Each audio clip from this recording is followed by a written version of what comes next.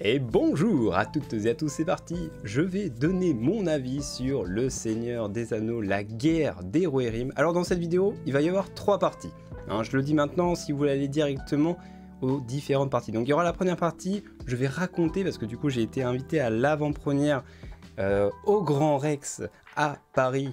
Donc c'était le 9 décembre 2024. Ce fut une grande aventure et j'ai besoin de vous la partager. Mais si vous voulez juste aller à la partie sans spoilers, vous irez directement au timecode en dessous.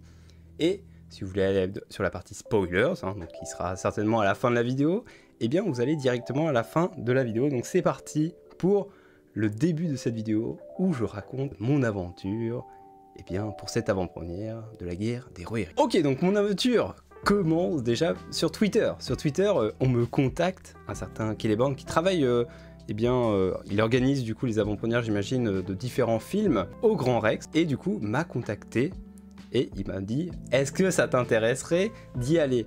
Et avec ça, du coup, je pouvais inviter un N+1, c'est-à-dire une personne en plus. Du coup, moi, je me suis dit pourquoi pas proposer à Vardamir. Comme ça, lui, il pourra faire du coup sa vidéo. Puis on part du même endroit, c'est plus simple. On va à Paris, c'est chaud sinon. Parce que Paris, c'est un peu le Mordor. Toi, moi, j'habite en Normandie, on est un peu dans la comté, on est bien, on est chill et tout. Et là-bas, c'est le Mordor.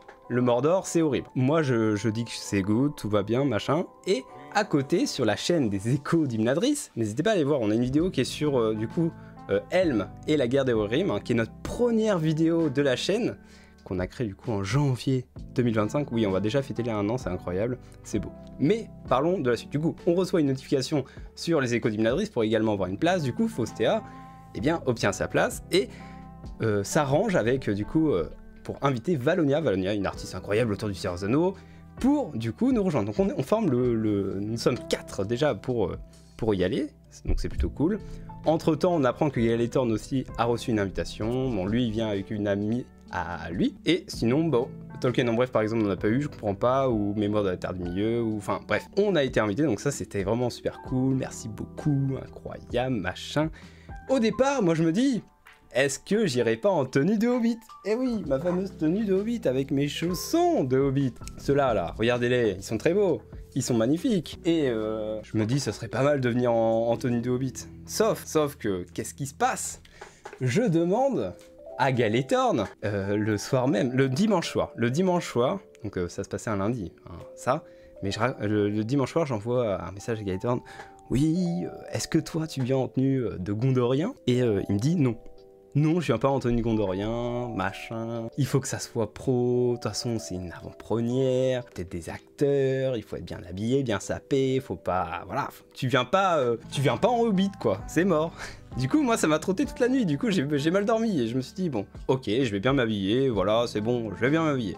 Donc, on se retrouve le lendemain, et je vais pouvoir montrer la première photo. Je sais pas, j'ai quelques photos à vous partager, évidemment, mais la première photo, c'est évidemment... Du coup, moi, à mon boulot, j'ai dû prendre mon après-midi, le lundi après-midi, que j'ai décalé du coup au mercredi matin, c'est pour ça que j'ai pas pu vous faire encore de réaction, je le fais au mercredi, là, le jour de sa sortie, le 11 décembre 2024. Donc je quitte le midi, je vais chercher mon grand Vardamir qui avait acheté sa petite baguette pour la route. Moi je m'étais aussi fait un petit sandwich et on prend la voiture direction le Mordor récupérer Faustea à gare du Nord, parce que Faustea vient de Belgique, donc forcément gare du Nord, c'était l'enfer. Entre le périphérique, à 50, ça n'a aucun sens. On récupère Faustea, bon, ça aussi, ça a été une épreuve, parce que du coup, c'était complètement bouché. On lui a dit, viens à nous. Sauf qu'au moment où elle vient à nous, ça devient vert. Du coup, on est au milieu de la route. Moi, je prends une petite rue, j'essaie de me garer, mais vraiment dégueulassement, je mets mes warnings et tout. On attend Faustea qui court un petit peu pour nous rattraper. Elle rentre dans la voiture. Et là, personne dans la rue, je me dis, allez, j'accélère.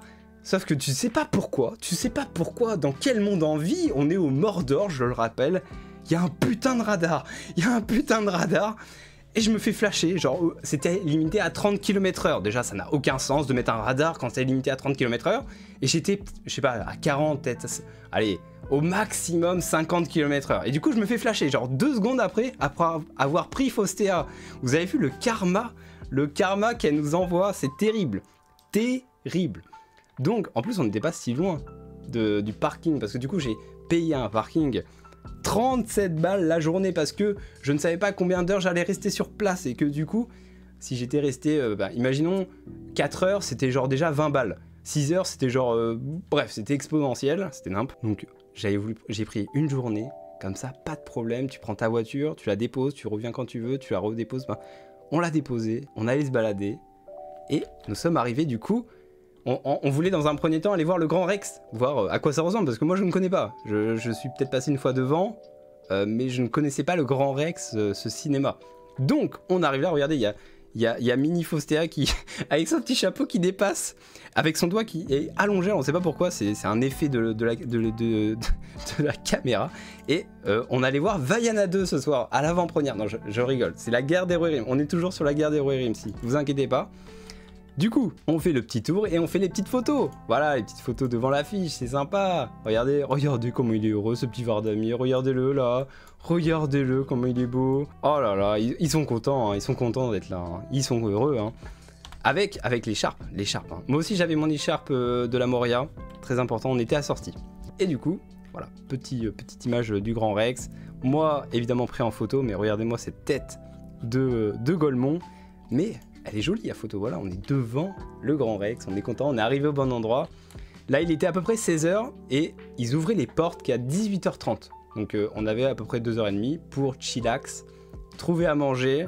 Il faisait froid, c'était horrible. J'ai attrapé froid, c'est sûr. Heureusement, j'avais mon bonnet, mon écharpe, parce que clairement, je serais mort. On a pris quelques petites photos devant. Voilà, on a pris tout le monde en photo parce que tout le monde devait être pris. Oh, regardez là, comment ils sont heureux ces gens-là, c'est fou. Donc, la prochaine image est rigolote. Donc, je rappelle le contexte. Faustéa est belge. Elle aime bien le pain, mais pas le pain de Belgique. Elle nous dit qu'il est pas très bon. Du coup, en rigolant et en passant devant une boulangerie quelconque, parce que des boulangeries en France, c'est pas comme s'il y en avait à tous les coins de rue. Enfin, il y en a partout, quoi. C'est clairement... c'est normal, quoi. Du coup, Faustéa décide de foncer dans le magasin, mais tout droit, genre, même pas, genre, de base, on allait, genre, je sais pas, on allait par là, on allait, genre, par là, et elle a fait une déviation, genre, direction, elle est rentrée dans le magasin sans nous prévenir, et elle a acheté sa demi-baguette, qui, au final, n'était pas ouf, et qui était à 70 centimes. En plus, ce qui est drôle, c'est que il y a un mec qui a voulu rentrer, il a dit « Oh non, ça c'est une boulangerie, c'est pas une boulangerie artisanale, non c'est une boulangerie... Bref, il a taclé la boulangerie, et il y a Faustéa qui venait de sortir avec sa demi-baguette. Bon bref, Faustéa a eu sa baguette, voilà, il fallait que je le prenne en photo, mais vu qu'elle arrêtait pas de bouger en mangeant sa baguette, du coup c'est un peu flou, mais c'est pas grave, ça fait partie de l'histoire, et c'est important de le souligner. Du coup, nous sommes allés... Non mais regardez-moi Joel Clodo là. Donc ça c'est notre petite balade pour chercher un Burger King. Et Vardamir était notre GPS. Sauf que malin comme il est, je sais pas pourquoi on est parti à 1 km. On a fait 1 km à pied genre pour trouver le Burger King. On a monté, on est descendu, machin, c'était horrible. Non il pleuvait pas encore à ce moment-là. Mais du coup on a pris un petit Burger King. Moi j'ai juste pris une petite frite, machin, nugget, machin. Et en repartant, Varda du coup s'est équipé parce qu'il pleuvait. Du coup, il a mis sa tenue, voilà, sa fameuse tenue à écharpe pour se protéger les cheveux, très important. En gros, j'ai réclamé des frites pour être sûr de pas être malade comme au Paris Fans Festival. Et oui, parce que Faustéa avait été malade parce qu'on avait mangé dans un restaurant et du coup, elle avait pris du curry, mais sauf que voilà, bref. Avec le stress, c'est compliqué de manger, donc des frites, ça passe partout. Moi aussi, je sais pas pourquoi j'étais stressé, mais je sais pas, quand c'est nouveau, moi j'ai peur, je stresse, je suis en mode je ne veux pas manger. Mon corps il voulait pas manger, j'ai même pas fini mes frites pour vous dire. Juste, mais vous voyez une petite frite de chez Burger King, j'ai même pas fini mes frites. J'ai mangé 4 nuggets. Voilà, bref, c'est l'histoire. Et j'ai pris une bouteille d'eau aussi. On revient du coup au Paris Fan Festival, au Grand Rex. Et on voit une petite bannière invité Warner Bros. On se dit ok, on est au bon endroit. On est dans la queue. On connaît personne, clairement les influenceurs qui avaient autour, alors de tête on se dit ok lui il y avait lui, je sais pas moi de loin, vous avez cru voir Gob GG par exemple, devant il y avait Mathéo Sapin qui fait de l'actualité autour de la pop culture, je lui ai dit salut c'est Mathéo, il m'a dit oui, moi c'est Elrohir, il fait ah oui j'ai déjà vu tes tweets, je te vois souvent sur Twitter. J'ai fait bon ok voilà, la discussion c'est terminé, c'est la seule discussion que j'ai eue avec un influenceur durant la soirée, c'est tout. Mais sinon voilà, en vrai on était avec les copains donc c'était cool, donc on s'est fait plusieurs photos et on a retrouvé du coup Galethorn, hein, qui était venu du coup en mode beau gosse. Voilà, pas en tenue de Gondorien, avec du coup son médaillon d'Arwen. Regardez-moi cette tête heureux là. Lui aussi il est heureux, tout le monde était heureux, et c'est ça le plus important, c'est d'être heureux. Mais nous étions au Mordor, ne l'oubliez pas, ne l'oublions pas. Donc on rentre et on voit qu'on peut faire des photos avec du coup un monsieur, alors je sais pas si du coup c'était un homme du Rohan ou du Landais, mais je pense que c'est plus un homme du Rohan. Il avait le corps de Boromir, et ça c'est beau. Ça c'est beau. Donc il y avait, en fait le seul intérêt qu'on a eu d'aller au Grand Rex, c'est un, de le voir en avant-première, c'est sympa, de deux, de faire des photos, et de 3, bah, de découvrir du coup le Grand Rex. De revoir les copains aussi. Du coup on s'est fait des petites photos, hein. J'ai toutes vous les partager parce que elles sont cool. Elles sont vraiment cool, voilà, petite épée, tout le monde. En plus, voilà, là on s'était dessapé. Et vous avez vu, j'ai pas ma tenue de Hobbit, j'ai une tenue, voilà, je suis bien habillé. Même à mon entreprise, ils m'ont dit, mais qu'est-ce qui t'arrive? Que fais-tu? Où vas-tu? C'est vous d'être aussi bien habillé. Bref. Ils étaient fiers de moi. Donc on a pris quelques petites photos, voilà, individuelles. Regardez comme il s'aime là, il se regarde droit dans les yeux. Alors lui, je sais même pas s'il voit parce qu'il a le home qui passe par-dessus ses yeux, mais magnifique quoi. J'avais sorti la longue robe noire, mais oui, non mais Faustéa, parfaite tenue. Et on avait les petits badges, enfin les badges, les brassards pour les VIP quoi. On était des invités, mais bon, ça donnait pas grand-chose de plus, hein. Mais on a pu faire des belles photos, et c'est ça le plus important, c'est qu'on a pu faire des petites photos sympathiques. Regardez, ma main elle est même floutée tellement je suis rapide. Et là je sais pas pourquoi l'ombre de l'arme est passée juste ici, ça fait un peu une moustache. Bon, bref, on n'ira pas plus loin sur cette blague, mais chacun a eu sa petite photo. J'aime bien la différence de hauteur, Faustéa qui arrive même pas au cou du... ça me fume. Mais voilà. Très belle photo. Et on a retrouvé Valonia, mais oui, parce que voilà, il manquait une personne que vous n'avez pas encore vue. Valonia qui est arrivée un petit peu plus tard, mais du coup qui nous a rejoint. On l'a rejoint, on a fait une petite photo. Donc, il y avait d'autres personnes qui étaient costumées. Bon, voilà, moi ma tenue de Hobbit, elle est pas aussi stylée. Mais eux, ils étaient trop sympas. Les photographes étaient trop sympas et tout. On a pu faire des petites photos tous ensemble. Normalement, j'en ai pris plein. Sauf que là, on va d'abord, je crois, avoir les photos de mon téléphone et ensuite, il y aura les photos qu'on a prises ensemble. Donc, on s'est installé. Alors, le Grand Rex, c'est très beau, ça, il n'y a pas de souci, c'est magnifique. Par contre, le siège, la place, il n'y a pas de place en fait. Genre, t'es comme ça, t'as ça de place pour mettre tes jambes. C'était horrible, horrible. En fait, là, c'est la première fois que je vais au Grand Rex, mais je ne veux pas y retourner en fait. Rien que pour la place, c'est nul à chier. Genre, faites, je sais pas, genre, évoluez, genre, faites des trucs. Même, moi, je me disais, ah, c'est vrai que mon cinéma de pas loin, et les places, il n'y a pas énormément de place. Du coup, je vais à un autre cinéma où là, il y a de la place. Alors, celui-là, clairement, lui, il bat le record de la petite place de cinéma. C'est pas possible. Bon, bref. On est redescendu, et du coup, on a refait des photos. Donc, Valonia, qui nous avait sorti de l'anneau unique, évidemment. Et qui faisait voilà, des petites postures et tout. Elle a partagé tout ça sur les réseaux. Varda, pareil. Hein. Varda, tu sens qu'il est pas à l'aise. Tu sais pas ce qu'il exprime comme émotion. Qu'est-ce que je fais là? Qu'est-ce que je fais? Je prends mon épée sur la gauche ou sur la droite? Trop gentil, Valonia. Mais oui, mais elle est trop chou. Elle a failli perdre ses papiers, mais heureusement, elle les avait oubliés juste sur le bord. Enfin bref, elle a failli perdre ses papiers. Et elle avait peur du vide aussi. Oh là là. Elle avait peur du vide, du coup. On devait l'accompagner pour descendre les marches parce qu'elle avait peur du vide. Parce que c'est impressionnant en vrai le vide qu'il y a sur le Grand Rex quand on est à l'étage et qu'on voit le soubassement.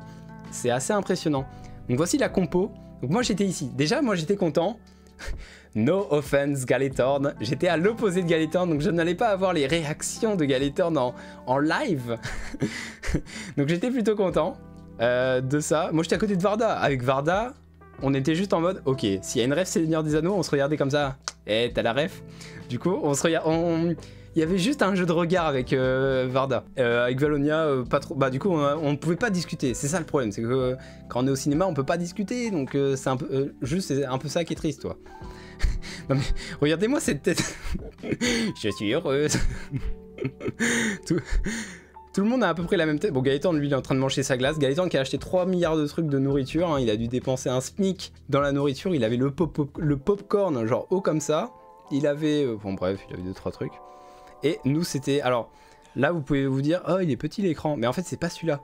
il y a un énorme écran qui est tombé comme ça et qui était vraiment magnifique. Alors ça du coup c'est les photos que j'ai récupérées qu'ils ont mis à disposition du photomaton. Donc là c'est les photos Kali devant l'affiche du coup la guerre d'Eroerim. Donc voici Galethorn avec qui pose plutôt bien. Franchement lui il a la classe, on voit bien qu'il sait poser devant une caméra et qu'il sait tenir une arme. Vous allez voir que moi c'est pas forcément pareil. Non mais regardez-moi ce maintien d'arme en mode qu'est-ce que je fais avec cette arme là? Mais qu'est-ce que je fais? Donc là Varda, bon, classe, hein, Fostea classe, fier, Galethorn, enfin voilà. Ouais l'épée il gère. Ça c'est pour notre photo des échos d'Imladris, hein, évidemment. Fallait qu'on fasse la photo duo. Bon on n'a pas l'air très serein, mais on était content d'être là. On était content d'être là. Alors ça, c'est une photo qui devait pas être dans le truc parce que... Pourquoi j'ai elle? C'est qui elle? Je ne sais pas qui c'est. Ah voilà, c'est bon, on retrouve notre groupe. Et là, j'avais remis la broche. Oui, parce que je n'osais pas la mettre avant. Du coup, je l'ai remise après. Là, on est bien. Là, c'est une... Regardez la tête que je fais, c'est la même. Regardez, c'est la même tête. Ça n'a pas de sens. Regarde, la différence entre avant et après, il n'y en a pas. Alors que là... Ah non, mince. Là, c'est... Moi, j'ai pas changé de posture, là. Ah oui, avec sa pipe. Ah non, elle l'a pas, là. Elle a fait normalement des photos avec sa pipe. Elle a ramené une pipe qu'elle a achetée en brocante. Donc ça c'est Varda. Varda qui met son épée vers le bas. Moi un peu trop sérieux là. Un peu trop sérieux, un peu... Voilà, je prends mon épée, je savais pas trop quoi faire. La seule qui est à peu près bien je trouve c'est celle-là. Voilà, je tiens mon épée en l'air. Je suis un peu plus fier, mais je souris, mais tu sens que je suis pas relax quoi. Et voilà, la fameuse avec la pipe de Valonia. Magnifique, hein. Magnifique. Tac, ça rend bien. Alors ça c'est le post que j'ai fait sur les réseaux. Ça c'est une vidéo. Ok donc oui j'avais pris une petite vidéo. C'était pour les réseaux ça. C'était pour les réseaux. C'est qu'en story qu'il y a ça je crois. Ah oui il y avait Rivenzi. J'ai vu du Rivenzi. Il y avait du Rivenzi. Lui là il y avait Rivenzi et il y avait Sora aussi qu'on a vu. Enfin on a. Regardez. Un chapeau. Donc ça c'était pour monter en haut. Bref. Ensuite il y a le Grand Rex. J'ai pris une petite vidéo et du coup là on peut voir le vide. On voit pas que c'est impressionnant là, mais en vrai c'est impressionnant. En vrai de ouf. C'est impressionnant de ouf. Attendez, j'aimerais passer à la suite. Passe à la suite. Non, il veut pas. Il y en a pas, il y a pas de suite. Ça se trouve, il y a pas de suite. Hein. Ça se trouve, c'est la fin des photos. Oh non, déjà. Terrible. On va devoir passer à la fin de l'histoire. Je vais remettre cette petite photo. Donc bah ça c'est terminé. On a rencontré un seul abonné. Et en plus, c'est un abonné qui a d'abord reconnu Fostea. Et on a pris une petite photo ensemble, donc c'était sympa. Il nous avait posé une question sur notre dernière vidéo, du coup, il a eu sa réponse en live. Je pense que ce sera le seul abonné qui aura sa réponse en live, donc c'est incroyable. Et donc la séance s'est bien passée. Il y avait un petit show avant, donc le monsieur là qui faisait les photos, bah du coup il est venu, il a sonné dans le corps pour annoncer du coup le début du film. C'était impressionnant, enfin c'était sympa, voilà. Et donc là je vais pas parler encore du film, mais je parle juste de la fin, donc... Je raccompagne du coup Fostea Valonia, du coup chez Valonia, et on repart nous en Normandie. Donc je suis rentré chez moi du coup à 3h du mat, sachant que là mardi du coup je me suis réveillé à 6h, donc j'ai dormi que 3h et j'ai enchaîné ma journée de boulot de 8h. Donc je vous ai dit, mardi soir j'étais KO, donc hier j'étais KO, et là j'ai bien dormi, donc c'est bon. Là j'ai fini de raconter mon histoire, donc c'était l'histoire du Grand Rex, en tout cas c'était une belle aventure. Le fait de revoir les gens, le fait de voir un film en avant-première. Alors c'était en VO, sous-titré français. Le problème c'est que ceux qui étaient devant moi eh bien avaient pas des trop grosses têtes, mais en gros on était tellement compactés que moi je ne voyais pas les sous. Donc principalement la VO, ça a été dans l'ensemble, mais il faudra que je le revoie en VF. Donc je pense que je vais le revoir tranquillement dans mon petit cinéma, enfin petit cinéma c'est un grand cinéma, mais le petit pâté qui est à côté de chez moi qui est très sympa. Je vais le revoir et je pense que j'apprécierai mieux la séance, que je ne l'ai apprécié du coup à l'avant-première. Voilà.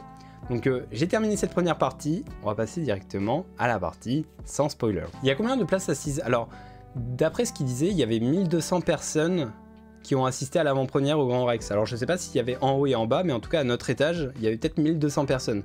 C'était impressionnant, hein, vu qu'on était tous compactés comme des haricots là. Ah, est-ce que je vous montre les goodies maintenant? Je vais peut-être vous montrer les goodies maintenant. Avant de commencer du coup la phase no spoil, je vais juste vous montrer les goodies qu'on a reçus. Parce que du coup, à chacune des places, il y avait des sacs comme ça. En gros, il y avait des sacs comme ça.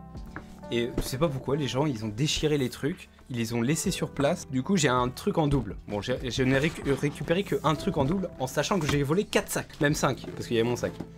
Mais du coup, je vais vous montrer qu'est-ce qu'on a eu. Alors c'était pas extraordinaire. C'était pas extraordinaire, mais en gros, une petite carte pour présenter, enfin bref, pour la soirée, une petite carte pour savoir de quoi on parle ce soir. Ensuite, un peu plus impressionnant, une petite tablette de chocolat. Donc la guerre des Rohirrim. Je sais pas si le focus va se faire convenablement. Petit focus. C'est bon, petit focus. Donc je vais vous l'ouvrir pour montrer à quoi ça ressemble. Hop, attendez parce que hop. En vrai je trouve ça sympa. En gros c'est l'affiche mais en version chocolat. Donc c'est du chocolat tout à fait normal, hein, mais en affiche. Bon, pour un petit goodies, c'est sympa. Je trouve ça c'est original. C'est original. Il y a même une petite indication, c'est quoi? Le chocolatier designer. C'est chocolat de très grande qualité fabriqué selon la tradition artisanale des maîtres chocolatiers. Donc c'est du chocolat noir à 70%. Voilà. Et il a été réalisé en novembre 2025. Donc il est récent. Il est récent, il a été fait évidemment pour l'occasion. Je pense qu'ils ont une espèce d'imprimante en chocolat, hein, je ne vois que ça, mais voilà, ça reste original. Sinon, la deuxième chose... Ah non, il y a 3 choses même. Donc, il y a un jeu de cartes, Le Seigneur des Anneaux, la guerre des Rohirrim. Donc, petit jeu de cartes. Alors, je l'ai ouvert pour voir déjà à quoi ça ressemblait, mais je vais vous montrer les cartes qu'il y a. Donc, nous avons... Alors, ça va peut-être vous spoiler, donc, mais bon, il y a ces personnages-là dans le film, donc ça va. Donc, en Joker, un petit Mumakil, des orques. Il y a également, du coup, Hera. Il y a plein de Hera. Donc Hera. Ensuite, donc tout ce qui est carreau, c'est Helm. Je vous montre petit Helm. Le focus, il veut bien se faire. Et sinon, il y a Wolf. Donc ça, c'est le méchant. Bon, le focus se fait pas, mais vous voyez clairement ce que c'est. Et là, je sais plus si c'est Alet ou Hama. Je sais pas si Faustia peut me dire ça. C'est l'archer. Bon bref, il y a un archer. Et c'est un des fils de Helm. Parce que Helm, du coup, il a 2 fils et une fille. Alet, Hama et du coup... Hera. Donc ça c'est le paquet de cartes. Enfin je vous montre tous les goodies. Et en plus j'ai tout en double. Donc potentiellement je pourrais... Fréalas, le neveu Elro. Mais non, j'ai pas vu le même film. Attends. Ah mais oui, mais pourquoi il a un arc? Bon sinon, allez, on termine les goodies. Du coup, dernier goodies, c'est tout simplement l'affiche. L'affiche de la guerre des Rohirrim qui rejoindra du coup, mon décor. Peut-être pas mon décor, mais voilà, ma pièce quoi. Dans un coin, je mettrai ça, c'est sympa. Une petite affiche. Moi j'aime bien les affiches, les cartes. J'aurais adoré avoir une carte. Et enfin, le meilleur de tous, mais ce n'est pas un goodies offert par la Warner Bros, c'est tout simplement Faustia qui m'a offert le poney painting, le poney fringant. Donc elle en avait un second, du coup je vais pouvoir le mettre dans le décor. Je vais le mettre, je sais pas où je vais le mettre, mais je vais le mettre. Normalement ça devrait pas tomber. J'y viens normalement, on le voit comme ça. Ok, et ben on va pouvoir passer à la partie sans spoilers. Du coup, nous avons terminé la première partie qui était... assez conséquente, mais j'avais besoin de raconter l'histoire parce que c'est important. Mais du coup, passons à mon avis sans spoil de ce nouveau film sorti du coup le 11 décembre 2024. Nous sommes le 11, donc ça tombe bien, il s'est sorti aujourd'hui. Donc il durait 2h10. Et déjà au niveau de la longueur, eh bien je trouve ça correct. Alors il est bien rythmé, mais malheureusement la fin, voilà. Là, on va dire que jusqu'à la moitié, c'est bien. On passe un très bon moment. Et après, c'est un peu plus lent et la fin est par contre trop rush, beaucoup trop rush. Mais sinon, dans l'ensemble, j'ai quand même passé un bon moment. Je lui mettrai la note de 7 sur 10. Voilà, pour une fois, je donne une note parce que il est sympa, il est pas mémorable. Le fait que ça soit de l'animation japonaise, ça m'a un peu perturbé. En fait, j'ai trouvé que c'était un peu saccadé, qu'il y avait des moments où il y avait des images fixes, mais sans aucune animation, juste une image, voilà, avec du coup la voix derrière qui explique quelque chose, mais ça m'a un peu sorti de l'histoire. En tout cas, au niveau du film, dès les premières secondes, personnellement j'ai eu un frisson, mais c'est peut-être le seul moment où j'ai eu des frissons dans le film, c'est que du coup je rentre j'ai pas envie de rentrer dans la partie spoiler maintenant. Pour le film, on retrouve clairement un peu la vibe des 2 tours, hein, beaucoup de références, c'est très sympa, la musique est top, même s'il n'y a pas vraiment de musique marquante, à part peut-être au début qui nous met clairement dedans. On retrouve voilà, les thèmes importants comme les cartes, la musique, les personnages, Helm. Alors Helm n'est pas le personnage le plus important dans l'histoire, ça va être vraiment sa fille et qui va être racontée par du coup Éowyn. Et dans l'ensemble, on passe un bon moment, l'histoire est correcte, mais au niveau du lore, il manque pas mal de choses quand même, mais ça je vais plutôt en parler plutôt côté spoilers. Les thèmes donc des serments, du sacrifice, de la famille, ils sont plutôt bien développés. Si jamais vous voulez y aller, que vous connaissez pas du tout l'univers, que ce soit du Hobbit, Seigneur des Anneaux ou la série des Anneaux de Pouvoir, ça y a pas de problème. Le film fait très bien son taf, c'est-à-dire que voilà, ils expliquent facilement, correctement comment ça se passe. Il n'y a pas besoin d'avoir vu le Hobbit, le Seigneur des Anneaux, tout ça. De toute manière, ça se passe à peu près 200 ans avant l'histoire de Bilbo. Donc il n'y a pas besoin d'avoir vu quelque chose avant. Après, c'est toujours bien d'aller voir les autres films, hein, évidemment, mais je pense que les 3/4, même si c'est pas 99% des gens qui regarderont cette vidéo, auront tout déjà vu avant. Mais en tout cas, pour moi, ça a été un plaisir de retourner en milieu, d'y être allé du coup avec les copains. Mais je pense que je regarderai en VF pour essayer d'apprécier au mieux. Du coup, juste avant de passer à la partie spoilers, alors Valonia m'a dit que ça ressemblait beaucoup à l'animation du film La Princesse Mononoke.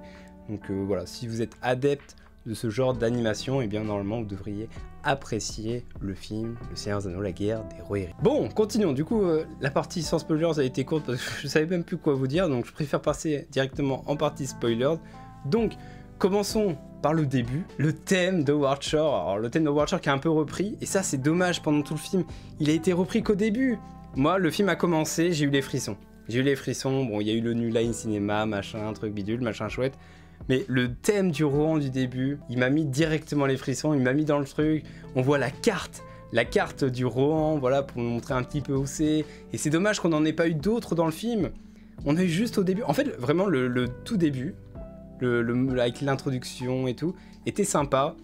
On voit des aigles. L'animation des aigles est vachement stylée. Et on voit Hera qui est en 3 FPS en train de vagabonder là. Et c'est là où ça m'a un peu... Je me suis dit, ah merde, par contre j'espère que pendant tout le film ça va pas être comme ça parce que le fait que ça soit en 3 FPS, ça me perturbe en fait. Enfin, je sais pas si c'est mon œil qui est pas habitué à ce genre d'animation. Franchement, dites-le moi en commentaire parce que j'ai l'impression j'ai l'impression que c'est quand même un avis global que l'animation était pas oufissime. Le film est bien, c'est ça. En fait, c'est trop dommage. Franchement, c'est trop dommage ce film parce que voilà, l'histoire est bien, les personnages sont bien amenés, on s'y attache, j'ai passé un bon moment, mais j'arrive pas à me dire c'est bien, c'est trop bien toi. C'est ça qui est dommage. Donc ça commence avec du coup la présentation de différents personnages, et pareil, les seules musiques qui m'ont marqué, bah c'est pareil au début, du coup la musique d'introduction, donc l'ouverture. On a la petite musique de Aleph, qui est à la harpe je crois, et une petite mélodie qui dure à peu près 40 secondes. Et ça aussi c'était sympa, j'ai beaucoup apprécié ce moment. On retrouve du coup les décors des Doras, un peu plus tard le gouffre de Helm, on retrouve Isengard, et c'est tout, c'est ça le problème du film, c'est que moi j'aurais aimé découvrir un peu les peuples du pays de Dain, Dunland ou... je sais pas, ces contrées-là, j'aurais bien aimé découvrir de nouvelles terres. Même le Gedlizen, on le découvre même pas dans le film. Et puis ils se sont vraiment centrés que sur le Rohan, et pas sur le Gondor en fait. Le Gondor est juste mentionné à un moment donné dans le film. Ils auraient pu montrer le Gondor qui est en train de se battre face aux corsaires, et pas besoin d'en faire des caisses, mais juste montrer, je sais pas, un plan pour expliquer que voilà, le Gondor est occupé.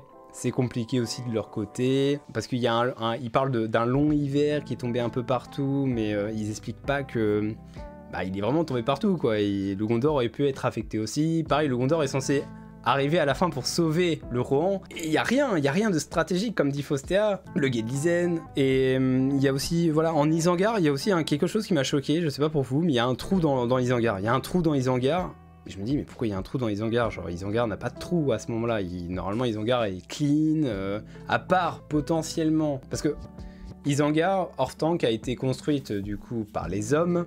Donc il est censé y avoir des hommes du Gondor qui surveillent du coup cet endroit. Donc il a forcément été attaqué par, on va dire, Dunland, pour récupérer cet endroit. Du coup, c'est pour ça que je me dis peut-être qu'ils ont cassé le mur à cet endroit-là. Mais faudrait que je mette l'image dans la communauté de l'anneau, quand on voit Isengard, quand Gandalf y arrive, c'est clean. Il y a des arbres partout, c'est tout beau, machin. Et là, dans le film, tu sais pas pourquoi, il n'y a pas d'arbres, il y a des tentes partout, et ils ont créé des installations. Bon, ça, il n'y a pas de problème. Peut-être que les arbres ont repoussé après. Et au final, il y a eu 200 ans, donc les arbres ont eu le temps de repousser. Mais je sais pas, il y a une certaine non-logique à cet endroit-là. pareil, il y a un Mumakil à un moment donné qui apparaît, bon ça ok, il est mal au point. Il est mal au point le Mumakil, et il part dans une forêt, mais t'arrives pas à savoir où elle est cette forêt. Moi, dans mon idée, c'est qu'il part dans la forêt de Fangorn, mais c'est pareil, ça n'a pas de sens qu'il parte dans la forêt de Fangorn et que juste après, du coup, il y a un guetteur de l'eau qui arrive et qui aspire le Mumakil. Alors ça, c'était stylé en vrai. Bon, le guetteur de l'eau en soi, c'est pas gênant. Hein. Bon, voilà, c'était bien fait et tout. Peut-être un peu long l'animation de manger le Mumakil avec ses petites pattes qui dépassent et tout. Et pareil, des petits moments un peu saccadés, tout ça comme ça. Donc cette première partie était intéressante, voilà. Il y a la mise en contexte. Eh bien un peu de Edoras surtout. On a Helm qui rencontre du coup Freka, le chef des Dunlandais, enfin qui était pas vraiment un chef de Dunlandais, mais il le provoque, il meurt, hein, voilà, c'est le début de l'histoire, il meurt, et c'est ça qui va créer la guerre des Rohirrim, avec du coup son fils Wolf, qui est déterminé à faire les pires erreurs durant le film, c'est-à-dire que son objectif c'est vraiment faire du mal, mais jusqu'au bout, il ne s'arrêtera pas dans sa quête de vengeance, et c'est ce qui le conduira à sa ruine. Mais non, cette première partie est pas mal. Après, voilà, c'est vraiment quand on arrive à la partie au gouffre de Helm, où là il s'amuse, alors on sait pas pourquoi, à construire une tour de siège, mais t'as l'impression qu'ils sont en train de construire une tour Eiffel, pour qu'au final, on a eu des tambours. Là c'était intéressant, au niveau musical, on a eu des tambours et tout. Et il n'y a pas eu de ce moment épique que j'attendais. Et en plus, le mec il est en haut de la tour et il fait du tambour, et du coup il meurt, il se suicide. Parce que, bon bref, je vous spoil, mais la tour tombe. Et le mec est sur le truc, et du coup il meurt. Ça n'a pas de sens. Puis après, bon, il rentre. En fait, le fait que ce soit de l'animation japonaise, je pense qu'ils n'ont pas pu faire des batailles parce que il y a eu... C'est la guerre des Rohirrim, mais il n'y a pas eu de guerre. Je sais pas comment vous l'expliquer, mais à l'écran, on ne voit pas de guerre. On voit pas de bataille en fait. Il y a un moment, une charge, et encore la charge, c'est un peu comme dans Ring of Power, hein, elle est pas arrêtée, mais on voit pas la suite. Où on voit des brides et tout, mais il n'y a pas de guerre, il y a juste des personnages qui discutent de temps en temps, voilà, mais il n'y a pas de guerre. Les aigles en soi, ça m'a pas non plus choqué. J'attendais une petite phrase en vrai, un petit aigle qui parle, mais on l'a pas eu, cet aigle qui prononce une petite phrase. J'ai trouvé que l'aigle était bien amené, voilà, pour essayer d'aider, hein, parce que du coup, pendant le film, il y a du coup pas le cousin, mais Frealas qui se replie à Dunaro. Donc Dunaro, c'est là où la fameuse phrase les 4000 cavaliers, c'est tout, j'en entendais... Bref, il est en train d'attendre ici, mais le mec attend pendant tout l'hiver. Il est en mode, bon les gars, j'attends, et au dernier moment, il se dit, oh, est-ce que je demanderai pas de l'aide au Gondor? Non, il dit, préparez-vous, on va aller au Gondor. C'est-à-dire qu'ils avaient prévu en gros de migrer, si jamais, au Gondor, hein, le reste des peuples du Rohan. Sauf qu'au dernier moment, eh bien, il y a l'aigle qui arrive, qui apporte la couronne de Helm pour ramener de l'espoir. Et en fait, je pense que le problème du film, c'est que ils ont tout mis dans la bande-annonce. Au final, je ne me rappelais plus trop de la bande-annonce, mais au final, quand j'ai vu le film, j'ai fait mais attends, mais tous les passages du gouffre de Helm qu'on voit là dans le film, la charge, machin, c'est même les premières images de la bande-annonce, la charge qu'ils font là, pour montrer, oui, ils font une nouvelle charge, comme dans les 2 tours et tout, pour se rapprocher du coup de la trilogie de Peter Jackson. Mais ça, c'est la fin du film en fait, genre, pareil, dans la bande-annonce japonaise où ils mettent Saruman, c'est la fin du film. Saruman qui dit une phrase qui a dû être tournée, je pense, durant la communauté de l'anneau lorsqu'il rencontre Gandalf. Je pense que c'est une phrase qui a été tirée d'ici.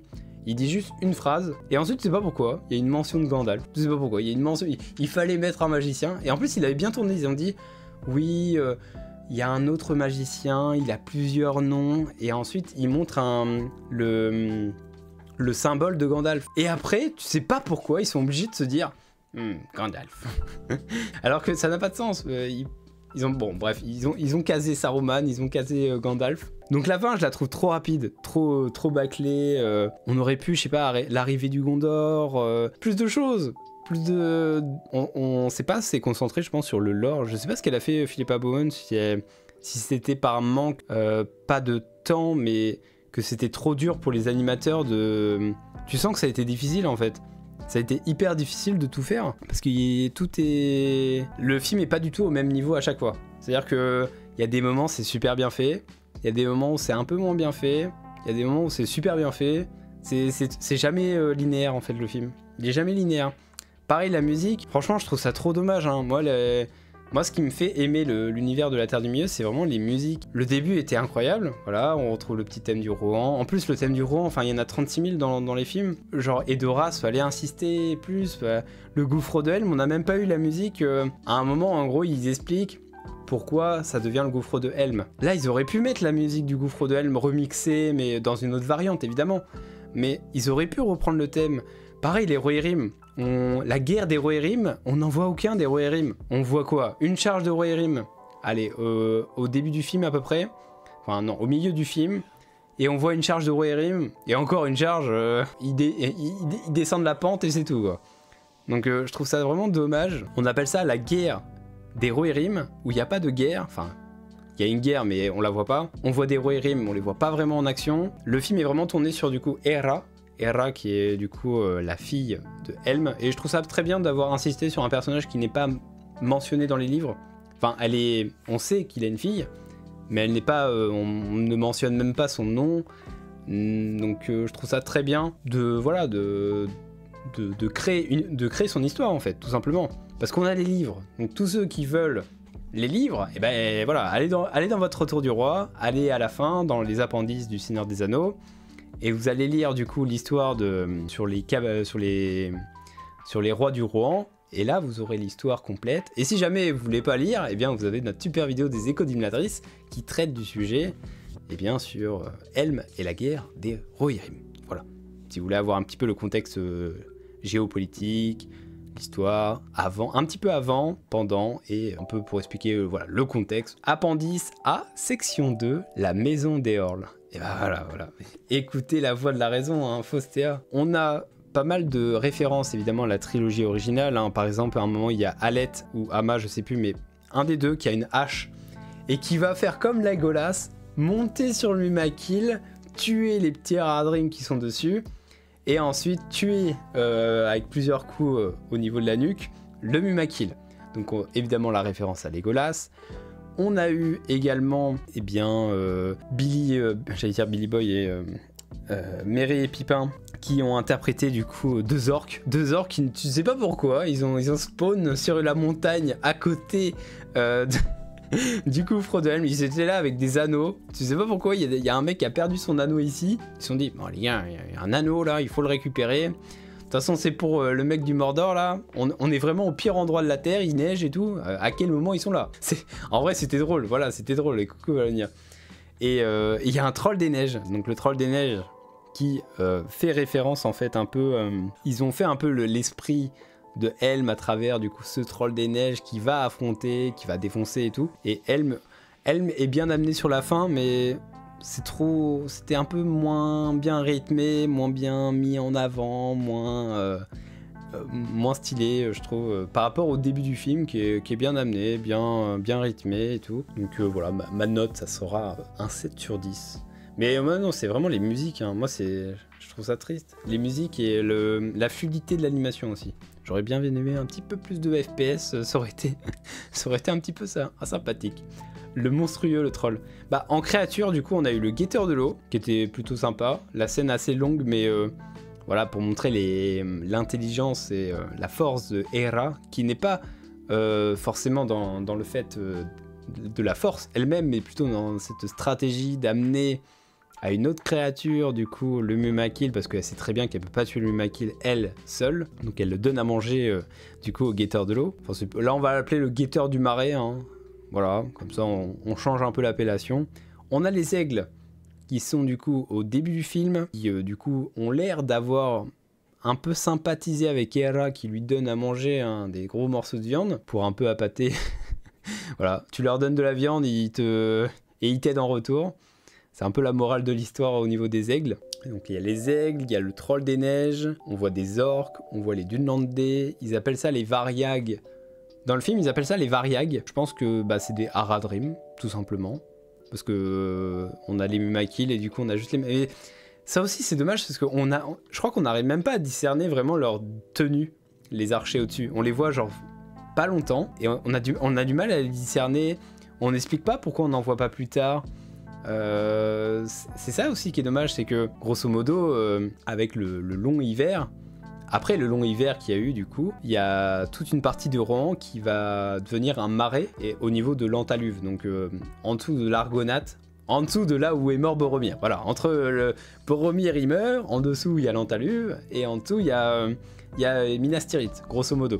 Et bah toute cette zone est devenue du coup un gros marais un peu infranchissable. Donc c'est pour ça que les Haradrim se sont repliés à ce moment-là dans leur terre quoi. Enfin, c'est plutôt les orientaux, ceux du nord. Donc ça ils auraient pu... En fait ils auraient pu aller plus loin dans l'histoire. Mais bon, ça passe. Le méchant Wolf. J'aime bien aimer son commandant par contre. Son commandant était vachement... Je l'aimais bien parce qu'il disait toujours les choses. Il y a un peu lui qui disait « Ah il faut faire ça, c'est pas ouf, mais il faut le faire ». Genre il tue son fils, il tue un des fils de Helm devant le gouffre de Helm. L'autre il lui dit non c'est peut-être pas une bonne idée de le tuer quand même. Et lui bah, il le fait quand même. Et c'est tout le temps comme ça entre eux deux. Il y a le mec à côté il lui dit non mais faut pas faire comme ça, ça va pas bien se passer. Lui on dit ok on fait comme ça, ça va bien se passer. Sauf que ça se passe mal du coup. Enfin pour lui il s'en fout parce que voilà il est méchant. Ouais, c'est vraiment le méchant quoi, il a pas de petit ou de grand, c'est le méchant de l'histoire. Pareil, il y a une vieille dame à un moment, tu sais pas pourquoi, il y a une vieille dame qui est dans le gouffre de l'homme qui dit « Oh ça fait 40 ans que je suis là moi, hein. Oh là là ». Et elle nous parle d'un coffre avec une robe de mariée d'une ancienne guerrière. Alors ils ont beaucoup insisté sur les guerrières, donc les maiden, je sais plus le nom exact, bref, sur les femmes guerrières vierges qui se sont battus eh bien, pour le Rohan, hein, toujours dans l'histoire pour dire ah il y avait plus d'hommes pour se battre, du coup les femmes ont pris leurs armes et se sont battues et du coup elles sont devenues des guerrières. Alors c'est vrai qu'elle est hyper cheatée par contre, hein. La meuf, la grand-mère là, enfin non pas la grand-mère mais l'autre, parce qu'il y a la grand-mère du gouffre de Helm là qui est un peu bizarre. Il y a également la servante d'Era qui est une guerrière. Franchement j'ai cru qu'elles étaient... moi, dans ma théorie, c'est que elle est amoureuse d'Hera. Parce qu'elle le regarde d'une façon... je sais pas, j'avais senti un rapprochement entre les deux.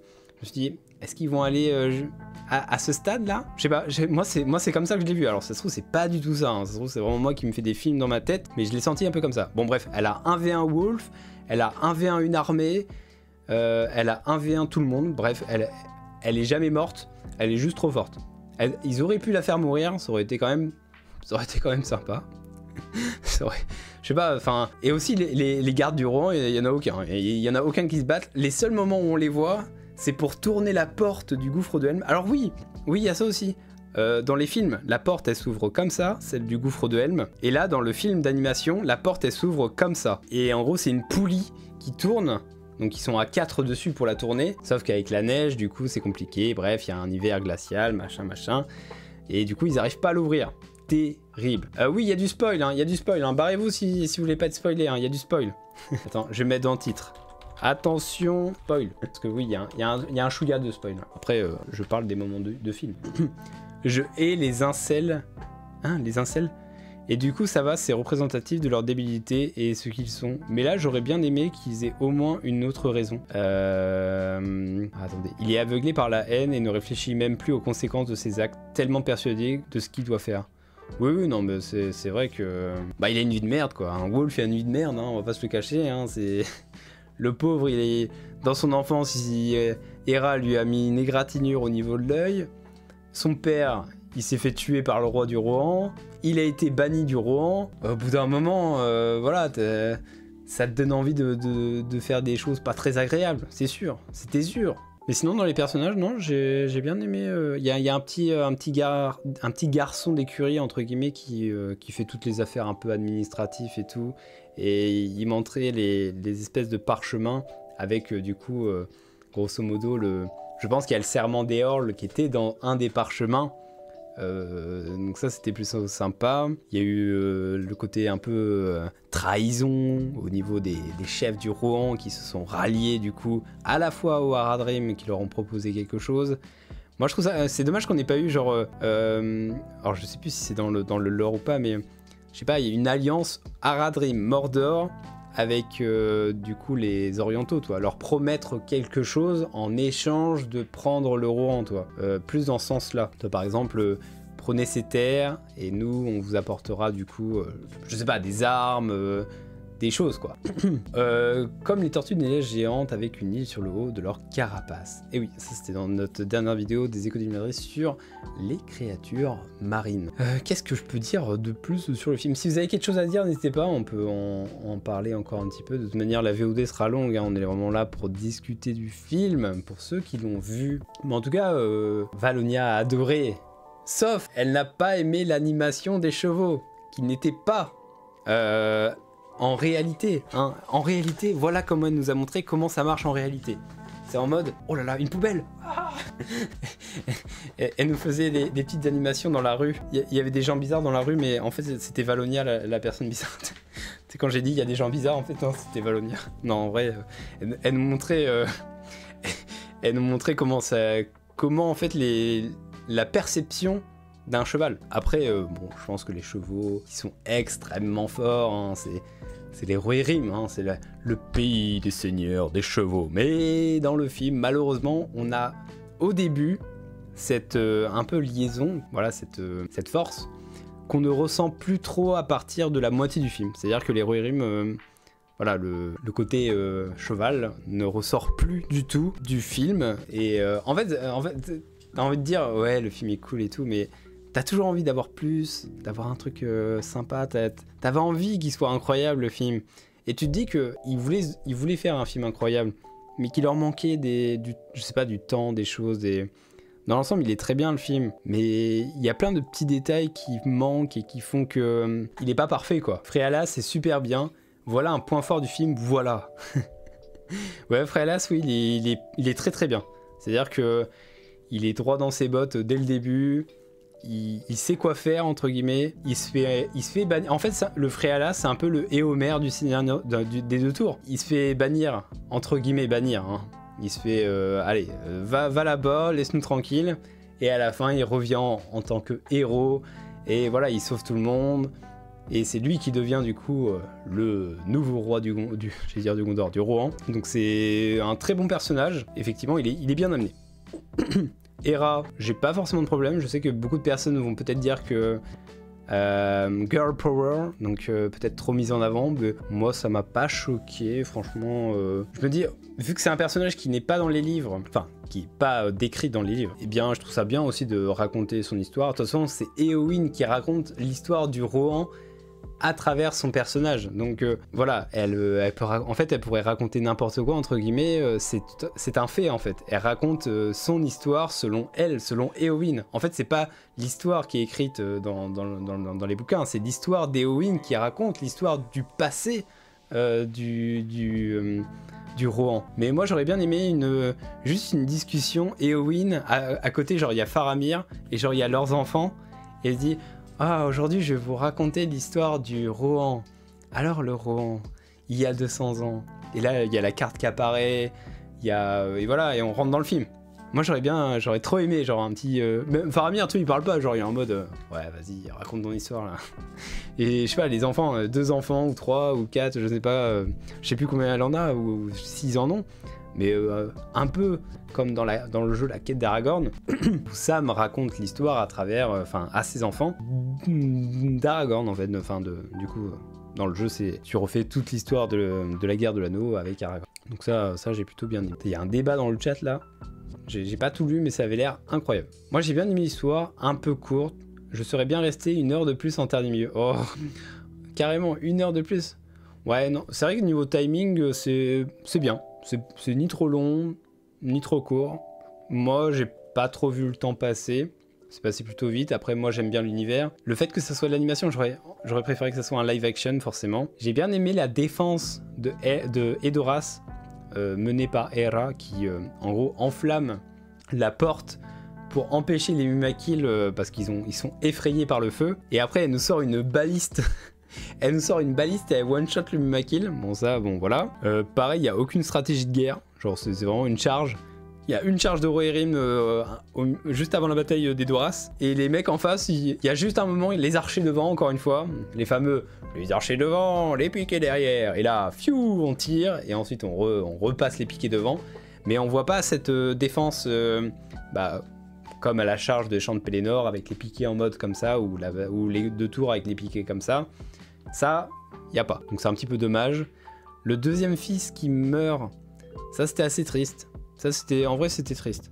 Donc il y a le premier fils qui meurt d'une flèche de Wolf, et ça, cette scène était incroyable. Franchement, cette scène a été incroyable.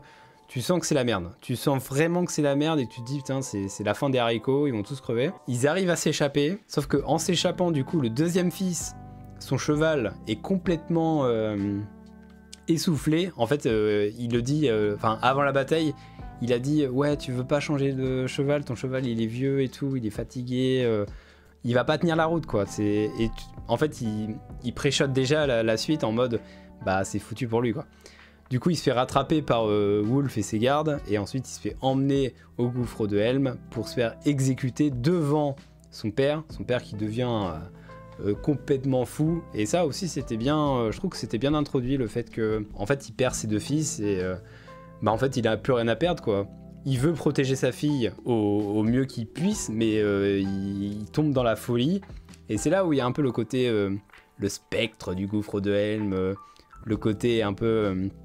voilà, il va défendre jusqu'au bout, il va se battre à poing nu, enfin, marteau, main marteau, quoi. Il devient le main marteau, il défonce tout le monde, hein, il tue des hommes et des hommes, voilà. Bon, beaucoup de phases de neige hein, qui passent comme ça devant l'écran, tu vois rien, tu t'entends des choses et tout. C'est très sonore, le film est très très sonore, mais au niveau de l'image, parfois autant fermer les yeux et juste écouter les bruitages parce qu'ils sont très bien. Par contre, les bruitages, je mets quasiment un sans faute, parce que dans l'ensemble, peut-être un petit peu fort, mais c'était peut-être au Grand Rex que c'était un peu fort.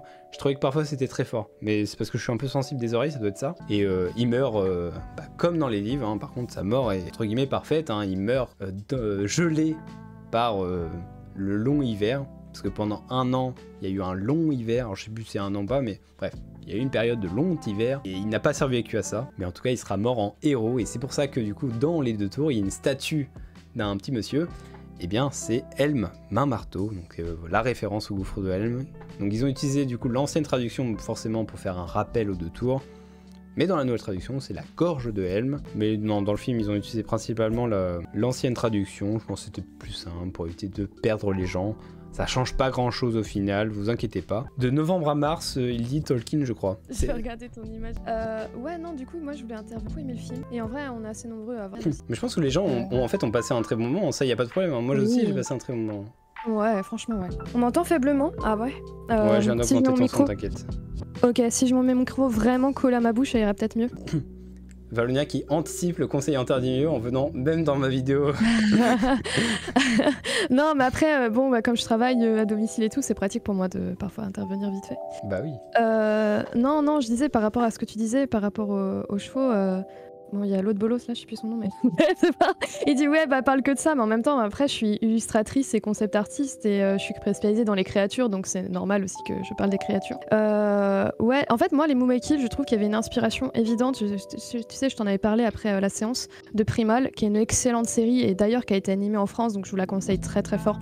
C'est vraiment une incroyable série, Primal, et c'est vraiment exactement la même scène dans Primal. Il y a une scène avec un dinosaure pareil qui est très très affaibli et qui attaque un petit peu au hasard comme ça, et c'est exactement la même scène, donc je pense que c'est une référence de ça directement. Probablement. Mais par contre, c'est vrai que je trouve que les chevaux au Rohan, moi je suis un peu déçue parce que c'est quand même. Ils sont assez centraux quand même, hein, parce que c'est là où il y a les batailles, c'est eux qui sauvent la vie de personnages à plusieurs reprises.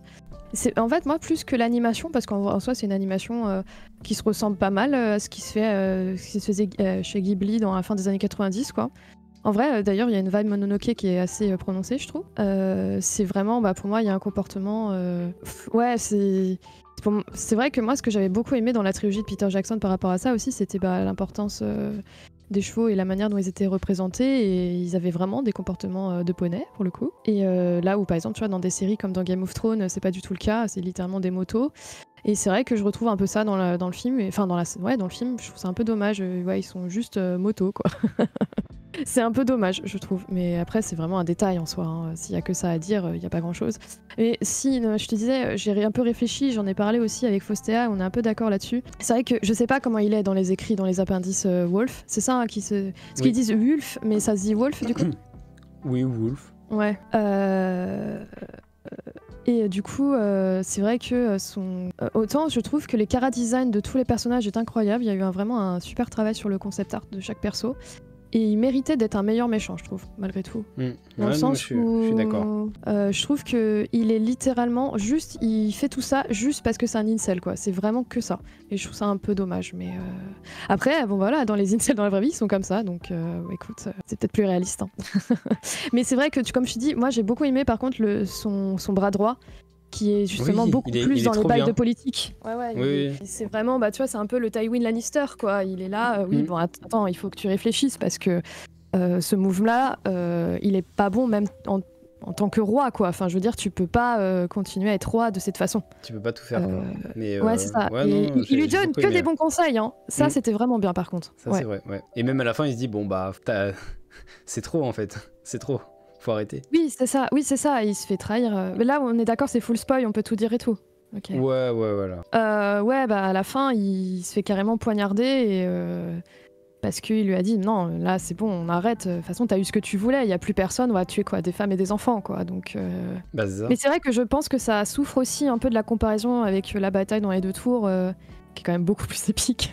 Au final, il n'y a pas de bataille. Il n'y a pas de bataille dans ce film. En fait, c'est ça que la guerre d'héroïne, il n'y a pas de guerre. Hein. Je pense qu'il n'y a pas de bataille parce qu'au niveau de l'animation, ils ont vu que ça marchait pas en fait. Que c'était trop dur, je pense. Je sais pas, parce que il y a quand même des grosses batailles dans l'animation, tu vois. Alors, typiquement dans Disney, ils ont intégré une partie 3D quand il y a trop de personnages à l'écran. Et tu vois, je sais pas si tu connais, si tu as vu Mulan, du coup, qui est sorti en 99. Oh, mais Mulan, c'était incroyable. Voilà, et en fait, si tu veux, c'est extrêmement bien fait. Mais dans le moment où... moi, je me rappelle le moment où il tire la flèche là, dans les montagnes, et là, il y a toute la charge de... la grande charge, quoi. Ouais, voilà, le grand méchant, le 1, là, je me rappelle plus de son nom. Non, c'est pas Attila, hein, c'est un autre. J'ai plus... Ouais, en fait, toute son armée est en 3D. Et ils ont fait exactement cette technique-là aussi pour le Roi Lion avec les gnous. Plutôt que d'animer un par un les gnous, ils ont fait de la 2D pour les 3-4 gnous qui sont vraiment devant. Là, on voit Simba qui court et derrière, ils sont animés en 2D. Mais tous ceux qui sont derrière, c'est de la 3D où en fait, ils font du matte painting par-dessus, c'est-à-dire qu'ils vont redessiner par-dessus la 3D pour donner un aspect 2D. Ce qui n'a pas du tout été le cas du coup dans la guerre des Rohirrim. Après, je sais que les Japonais, ils ont un peu de mal avec la 3D et avec le matte painting. Ils ont souffert de ça. D'ailleurs, ils se sont améliorés hein, malgré tout. Mais par exemple, dans les premières saisons de l'Attaque des Titans, les moments où il y avait de la 3D et qui repeignaient dessus, ça piquait un peu les yeux quand même. Mais c'est vrai que bien fait, quoi. Ouais, voilà. Et du coup, ouais, c'est ça, c'est Shen Yu Foster, ouais. Et c'est ça, Shen Yu, qui est littéralement un peu le même personnage que Wolf, il est juste méchant, concrètement. Et c'est vrai que... C'est vrai qu'il est pas très malin non plus. Hein. Non, il est pas malin non plus. Et du coup, littéralement, pendant le film, je me disais, c'est dommage de pas avoir utilisé cette technique. Plutôt que de... Parce que là, il y avait vraiment des moments où ça se voit, ils sont 5, quoi. D'ailleurs, je sais pas si tu te rappelles, Faustina, dans la salle, à un moment donné, je t'ai dit « Ah, mais d'accord, mais ils sont 2 !» Genre vraiment, à un moment donné, ça fait un peu pitié dans le sens où, tu sais, ils regardent par-dessus par-dessus le gouffre, et tu vois 3 mecs dans l'armée, quoi. Mais que ce soit en défense ou en attaque, il y avait plus grand monde. Hein. Oui, voilà. Tu sens que le long hiver, il a fait un impact un peu partout. Mais non, mais juste avant l'hiver, justement quand il tue celui que j'appelle Link là, celui qui ressemble à Link. Le fameux Link. Le fameux Link. Oui, non, t'as raison, il y a 4 clampins. Oui, ça fait vraiment, il y a 5 personnes. Non, mais par contre, moi, il y a des moments qui m'ont choqué, c'est qu'à un moment, il y a Wolf et Hera qui sont en train de faire leur dernière discussion et tout, et en fond, il y a des orques qui couraient. Mais ils faisaient du surplace. Oui. Ils faisaient vraiment du surplace, ils bougeaient pas. Et après, tu vois la frame, enfin le plan d'après, tu les vois courir derrière, genre en mode plus joli. Mais il y a vraiment des images, enfin. Oui, je suis d'accord. Dégueulasses. Je suis désolé de le dire, mais enfin, je sais pas si c'est normal d'avoir une animation comme ça. Je sais pas si c'est un style, mais j'ai trouvé ça chelou. Toi. Les mecs qui courent dans le vide, tu sens que c'est pas naturel. Après, comme je te dis, il y a 2 méthodes. Soit tu fais la méthode, comme je te dis, Disney, qu'ils ont incorporé ça dans leur 2D à la fin des années 90 et ça rend extrêmement bien. C'est-à-dire tu fais de la 3D, tu peins par-dessus et tu perds pas trop de temps. Et ça donne un effet de foule tout de suite beaucoup plus important. Soit après tu fais à la Miyazaki, mais après tu fais un burn-out total, c'est-à-dire que les équipes de Miyazaki, il faut savoir qu'ils travaillent environ 14 heures par jour vers les 6 derniers mois du film, quoi. Je vous montre qui est-ce qui parle maintenant. Pour ceux qui ne connaissent pas, c'est Valonia. Tu me montres la pire photo alors qu'il y en a une où je suis trop badass dessus. C'est vrai. Attends, il y en a une où je suis avec toi et en fait le reflet de ton épée. Non mais attends, on dirait là que je m'excuse. Voilà, là c'est mieux déjà. il y a une photo où il y a en fait ton épée, tu l'as brandie, on dirait que j'ai une peinture guerrière. C'est trop drôle. Voilà, donc c'est moi, oui. Mais du coup, du coup, ce que je voulais dire, c'est que soit tu fais comme Miyazaki, c'est-à-dire que tu pars du principe qu'un film comme ça, bah, ça te prendra soit 10 ans, soit il y a un peu un crunch des équipes à la fin de la production, soit tu trouves des solutions. Et en vrai, moi je trouve que c'est pas du tout un mal quand on est artiste, quand on est animateur ou concept artiste ou illustrateur, de trouver des solutions pour aller plus vite. C'est déconcertant. Tout en faisant du bon travail. Et du coup, là c'est pas le cas. Je trouve que, en tout cas, là où l'animation pose problème pour moi, c'est vraiment les chevaux. Quand il y a des armées. Et je dois dire aussi, autant j'étais convaincue par 90% du décor, qui est très très chouette. Mais par contre, le moment où vraiment je dis non, là il y a un problème, ils auraient dû m'engager pour la forêt. Ah oui, la forêt avec le guetteur de l'eau là. Ah ouais, mais t'as vu, je sais pas si t'as remarqué, ils ont fait un plan genre un peu 360. Trop bizarre. 360 ouais. pour juste. Je pense que c'est juste pour gagner du temps entre guillemets parce que ils ont juste fait un 360 et là tu vois Hera qui arrive comme ça là. Qui faisait assez mal à la tête, je sais pas si toi aussi ça te l'a fait. Alors moi le moment où j'ai eu mal à la tête c'est quand Hera elle souffle dans le corps et là ils ont tourné, ils ont fait au moins 3-3-6. Moi j'ai bien aimé, mais c'est vrai que... Ouais, la scène est stylée, mais je sais pas, ouais, ça. Un peu mal. Mais c'est vrai que dans la forêt, en plus j'étais là, n'insistez pas sur ce plan parce que clairement ce n'est pas peint. Clairement ne montrez pas ça. Tu sens juste que c'est un PNG genre en fond. Oui, non mais vraiment, tu sais, ils ont mis PNG et ils ont animé de l'eau. Alors, je sais pas comment. Attends, par-dessus. Je vais juste mettre un petit focus comme ça et je zoome. Oui. Non, franchement, je crois que c'est le moment le plus horrible de tout le film. Je suis bien d'accord. Mais ouais, c'est vrai. Mais en fait, c'est ça le problème du film, c'est qu'il est pas linéaire dans son animation. C'est que il y a des moments après, très bien. Après, ça peut être un style. Tu vois, je sais pas si vous connaissez, par exemple, pareil, c'est un studio en animation, on est très très très fort en France. Bonjour Arcane.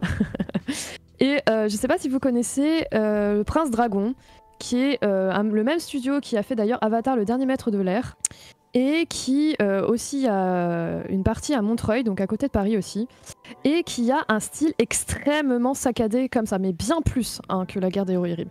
Et au début, moi, j'arrivais vraiment pas à regarder la série parce que j'étais là, non, attends, autant Avatar, le dernier maître de l'air, c'était ultra lisse.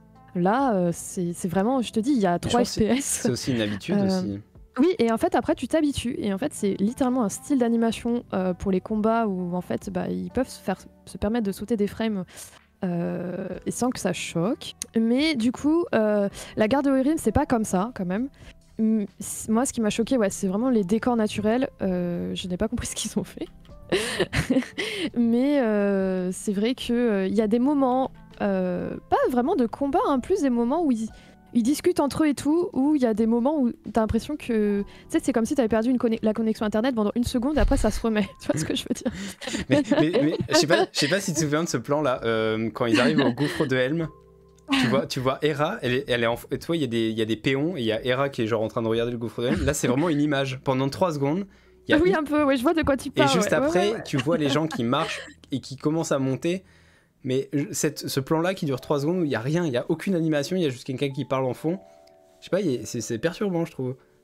Oui, ça me sort du film, toi. Je vois de quoi tu parles, mais ce qui est marrant, c'est que c'est pas dans les moments de bataille où ça aurait pu se justifier, se dire bon, ils font un ralenti, voilà, c'est saccadé pour qu'on puisse voir l'action et tout.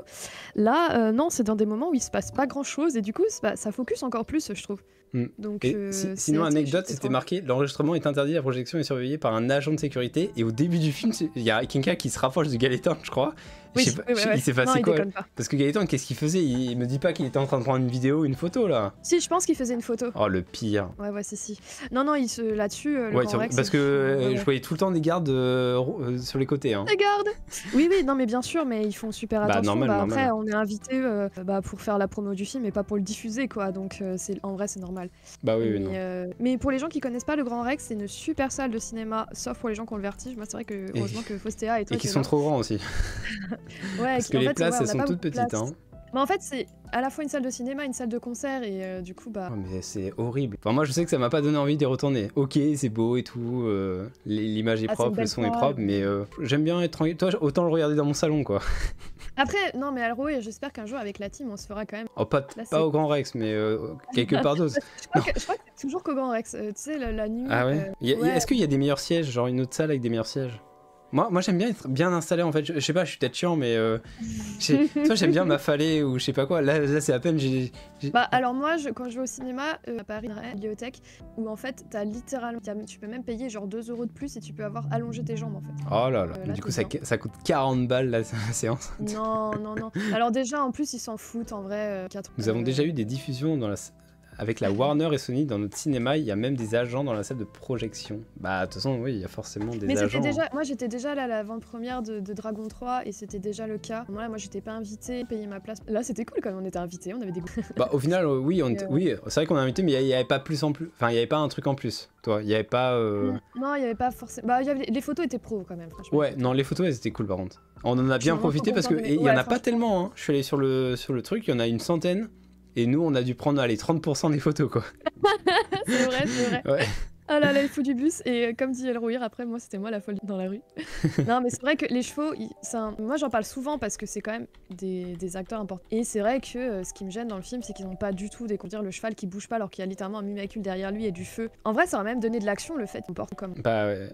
Mais bon, c'est pas grave. Bon, en tout cas, je pense que. Mon avis est terminé, hein. Je pense qu'on a pas mal parlé. La vidéo elle dure déjà 1h24 MDR. Mais au moins, j'aurais raconté déjà toute l'aventure. Tu peux zoomer sur mon préféré en bas à droite, là, Link, là. C'est vrai qu'il est plutôt sympa, lui. C'est mon préféré, moi. Avec les rats, bien sûr. En vrai, il fait une petite musique au début à la A. J'ai bien aimé, toi. Il fait vraiment. Et lui, pour le coup, c'est vrai que tous les autres, ils font vraiment Seigneur des Anneaux. Lui, il sortait vraiment de Nintendo. Ouais. Lui, il sortait vraiment d'un film Ghibli. Et l'autre avec sa hache qui nous fait une dégueulasserie, là. Mais bon, c'est stylé. Non, mais moi, j'ai bien aimé. Leurs chara-design sont vraiment cool. J'aimerais bien avoir... Je sais pas s'il y aura un artbook des concepts. Oui, il y a un artbook qui est prévu pour mars, je crois. Ah, chouette. Donc, non, il y a déjà 2 livres qui sont sortis, là. Ah ouais ça. Ok. Vous aimeriez voir quoi comme prochain film spin-off d'animation? Moi, je pourrais pas te dire. Il y a le livre du coup, Le Seigneur des Anneaux, La Guerre des Royaumes, guide officiel qui est sorti. Tu l'as déjà en fait? Ah oui, d'accord. Bah celui-là, oui, je l'ai déjà, oui. Il est sorti avant le... Ah mais c'est ce qu'on a sur nos cartes d'ailleurs. Tu sais, les petites cartes, c'est les dessins. Du coup, on retrouve tous les petits personnages. Oh, c'est trop bien. C'est bon, je peux avoir tous les noms. Donc nous avons Helm Main-Marteau, joué par Brian Cox. Hera, Gaia Rise. Frealas Wildenson, par Laurence Ubon Williams. On a Wolf, Luc Pascalino. On a Olwyn par Lauren Asbourne. On a Alette par Benjamin Wainwright. On a Ama, le fameux Link, hein, je le remontre, par Yazdan Kafouri. On a Freka, joué par Sean Dawley. Le général Targ, donc c'est celui-là que j'aimais bien. Le général Targ par Michael Wildman. On a Lief, du coup le petit garçon d'écurie, joué par Bilal Azna. Il ressemblait vraiment beaucoup à Sam Gamgee. Oui, c'était vraiment le Sam Gamgee. On a la vieille Pennycruy, jouée par Janine Duvitskay. On a le seigneur Thorn, qui du coup trahira le Rohan, joué par Jude Aku. Sa mort est éclatée à lui par contre d'ailleurs. Ah oui, il meurt comme Denethor. C'est vraiment nul à chier. C'est vraiment, il meurt comme Denethor, c'est-à-dire qu'il se fait pousser par le cheval dans un premier temps, et ensuite je me suis dit, attends, il va pousser dans le feu. Ah non, ils ont fait une autre version où elle met la fourche, et le mec il tombe dans la fourche. Ouais. Après il brûle quand même. Il brûle quand même au final. Voilà. Mais ouais. On a Saruman Leblanc par Christopher Lee du coup, et Eowyn par Miranda Otto. Littéralement une phrase, je pense. Ah oui, il a qu'une phrase. Hein. Ouais. Avec autorisation de ses ayants droit, la voix de Saruman est interprétée par Christopher Lee à partir des enregistrements ADR de la trilogie du Seigneur des Anneaux.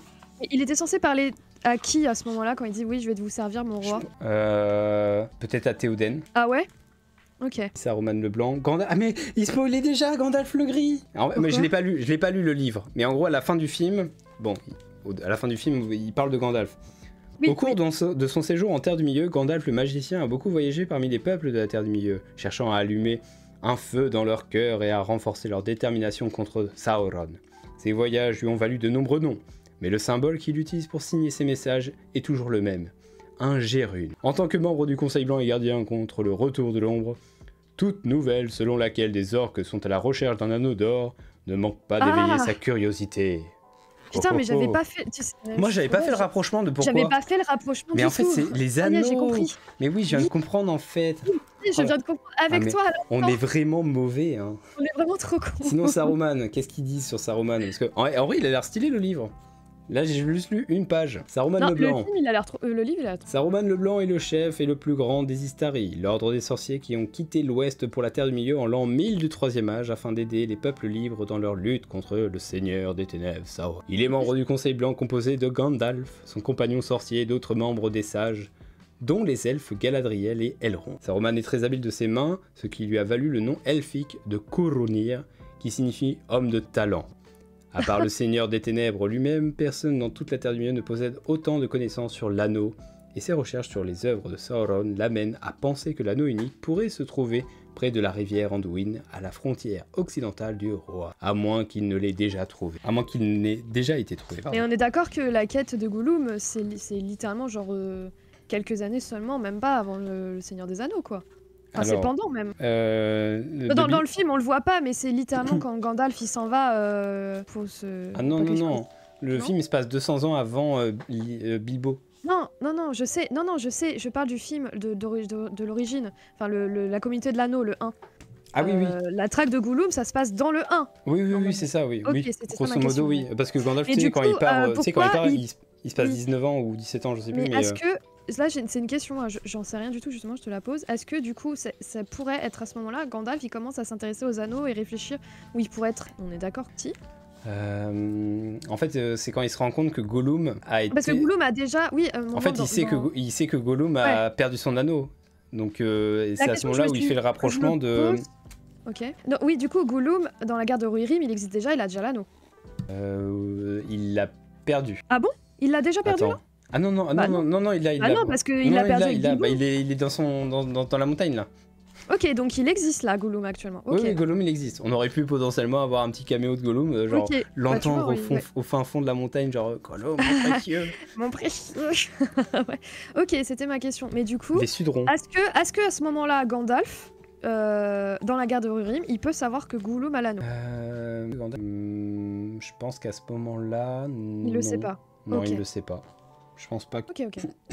Et oui, du coup, je lis un petit peu le chat. Ouais, je pense que la guerre des dragons, je pense que ça serait incroyable en animation. Parce que je pense qu'il serait très limité, sauf en mettant énormément de moyens. Parce que mine de rien, d'animer des dragons 3D, House of the Dragon, ça leur met 3 minutes. Et je ne sais plus combien de millions d'euros pour animer ça. Donc je sais pas si... Moi, c'est vrai que j'aimerais bien voir ça en live. Action. On a des réponses. Ah, vas-y. L'ancienne forêt marécageuse. Ok. À l'extrémité sud des monts brumeux, donc c'est-à-dire Fangorn, se trouve le dernier vestige de la forêt sauvage et ancienne qui recouvrait autrefois une grande partie de la Terre du Milieu. C'est un lieu d'ombre et de mystère, plein de troncs tordus, de lianes enchevêtrées, dont la canopée occulte une grande partie de la lumière du ciel. Les franges méridionales de cette forêt sinistre forment donc une frontière septentrionale infranchissable pour le Rohan. Les légendes parlent de créatures étranges qui se cachent à l'intérieur. Certains disent que les arbres eux-mêmes peuvent marcher et parler. Mais pourquoi ils ont pas fait un ent? Pourquoi ils ont pas mis un petit ent en fond, genre caché? À moins qu'on l'ait pas vu, mais parce que sur la carte, qu'ils ont partagée, sur la carte qu'on pourra acheter, eh bien dans la forêt de Fangorn, on voit des petits ents, on voit un petit dessin de petits ents. Pourquoi ils l'ont pas mis dans le film? C'est vrai que le moment où l'espèce de... Comment s'appelle la pieuvre? Ils auraient pu tellement le mettre, le guetteur de l'eau. Ok, le guetteur de l'eau, quand il avale le Mumakil, j'étais là, moi, dubitatif quand même. Dubitatif. Et justement, le guetteur des eaux, méfiez-vous des eaux sombres, elles cachent de vieux secrets. Il y a bien longtemps, lorsque le premier seigneur des ténèbres fut renversé de sa forteresse d'Angband, fut détruite, de nombreuses créatures qui lui étaient inféodées s'enfuirent vers les lieux sombres de la Terre du Milieu. Elles se réfugièrent dans les montagnes, les forêts et sous les eaux, attendant le retour de l'ombre. Depuis lors, elles menacent les voyageurs imprudents. Les plus fantastiques de toutes ces créatures est sans doute le guetteur, une bête qui ne figure dans aucun document écrit, doté d'une ruse malveillante et peut-être déjà allié à une puissance obscure. Le guetteur se camoufle pour attirer ses proies, puis les frappe de ses grandes tentacules avant de surgir de l'eau pour les entraîner dans le marais. Et je pense que les concept art viennent de Weta Workshop. Hein. Ah ouais? Ok. Oui, bah de toute façon, c'est eux qui ont fait les concept art. Ok. Les aigles. Il faudrait que j'arrive à trouver qui sont les artistes, je vais trouver sur Artistes. Oui, je pense qu'ils vont partager bientôt les... Oui, je pense que là, ça va sortir maintenant. leurs dessins. Au troisième âge de la Terre du Milieu, les grands aigles sont les plus nobles de toutes les créatures. Leur tanière se trouve parmi les sommets des monts brumeux, de l'Ered Nimraes au sud du Rohan. L'aigle est également la plus imposante créature de la Terre du Milieu, puis il est 3 fois plus grand qu'un homme. Ah bah là, c'est plus que 3 fois. Il était quand même énorme. Même un aigle plus grand que naissant dans les films, au je pense, duvet non encore blanc mesure au moins 2 fois sa taille. Du fait de leur grande envergure, ils sont capables, s'ils le souhaitent, de transporter une personne ou dans des circonstances exceptionnelles, un objet appartenant à cette personne. Un petit casque par exemple. On dit qu'ils peuvent comprendre le langage commun et même parler une langue qui leur est propre, comprise seulement des magiciens. Bah voilà, petit livre sur... Non, c'est sympa, j'aime bien. Ce livre est au final très sympa parce qu'il explique bien du coup chacun des personnages. Donc on retrouve là le peuple du Rohan, les bannières, les différents... Oh, ça c'est pas mal ça aussi. Les différentes régions du Rohan. Donc l'Estemnet, le Westfold, le Fold, le Marshall de l'Ouest, le Westfold, le Westemnet et le Wold. Avec aussi les bannières. Oui, du coup, celui qui devient roi à la fin, c'est lui. Ok. Et lui, Théoden, il descend de lui, du coup, c'est ce que m'avait dit Faustia, mais... Oui. Ok. En gros, c'est une nouvelle lignée qui se crée, en fait.